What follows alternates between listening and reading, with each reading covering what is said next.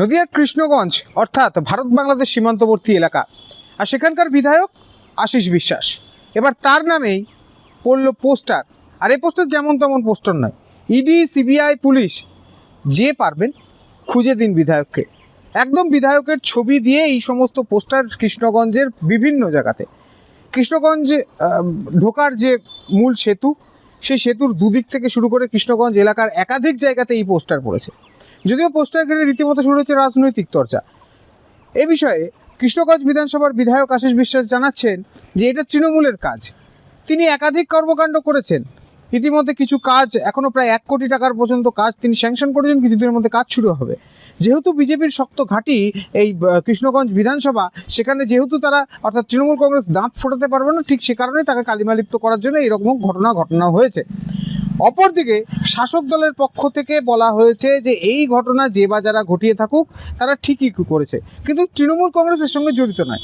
তার কারণ অবশ্যই করে এই বিধায়ককে কোনো জায়গায় দেখা যায়নি। এর আগে এসআইআরের যে ক্যাম্পিং হয়েছে সেখানেও তাকে দেখা যায়নি। সাধারণ মানুষের পাশে তিনি নেই। আর বাকি থাকলেও তৃণমূলের যোগসাজশ এই বিষয়ে তৃণমূলের কর্মীরা অন্যান্য কাজে ব্যস্ত, সাধারণ মানুষের জন্য কাজ করে বেড়াচ্ছে। বিধায়ককে নিয়ে ভাবার সময় তৃণমূল কংগ্রেসের নেই। তবে আগামী 26-এর নির্বাচনে এখানে তারা যে হারবে, আর ঠিক সে কারণেই বিজেপির গোষ্ঠী কোন্দলের কারণে এই ঘটনা ঘটেনি তার কি মানে আছে, এমনভাবেও কিন্তু বিজেপিকে কটাক্ষ করেছে তৃণমূল কংগ্রেস। যদিও সাধারণ মানুষ জানাচ্ছেন একজন বিধায়ককে কেন্দ্র করে এরকম যে পোস্টার তা ফেলা কখনোই কাম্য নয়। যদিও ঘটনা পুরোপুরি খতিয়ে দেখা হচ্ছে কৃষ্ণগঞ্জ থানার পুলিশের পক্ষ থেকে, কে বা কারা এই ঘটনা ঘটালো। যদিও পোস্টার বিতর্ক এখন কিন্তু শুরু হয়েছে নদিয়ার কৃষ্ণগঞ্জে, অর্থাৎ ভারত বাংলাদেশ সীমান্তে শাসক বিরোধী চর্চা। যাদের চোখে ছানি পড়েছে, যারা কানে শোনে না, তো তাদের তো এটা তো বলতেই হবে।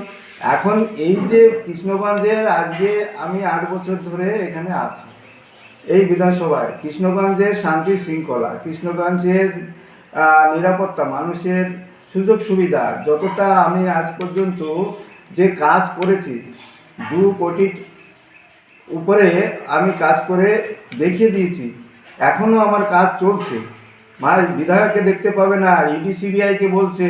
আমি তো বলছি এনআইএকে নামাক না কেন, টিএমসির এই দালাল, এই যে অপদার্থ আমাদের সে তারা দোষারোপ করছে। এই বুধোর ঘাড়ে এইটা চাপানোর চেষ্টা করছে। নিজেদের দোষ, নিজেদের পায়ের তলার মাটি ছড়ে গেছে।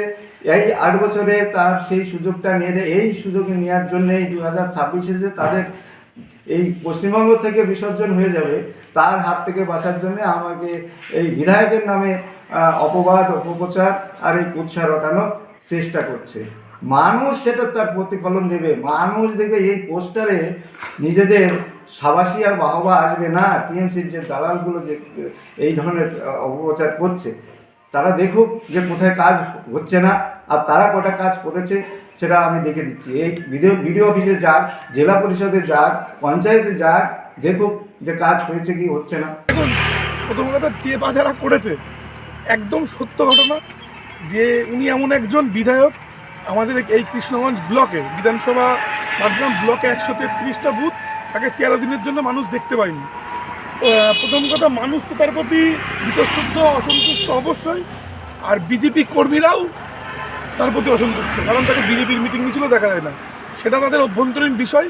কিন্তু সাধারণ মানুষ, যারা সামান্য ছাত্রছাত্রীরা তাদের স্টাইপেন্ডের ফর্ম ফিল আপ সই করতে যায়, তাকে পাই না।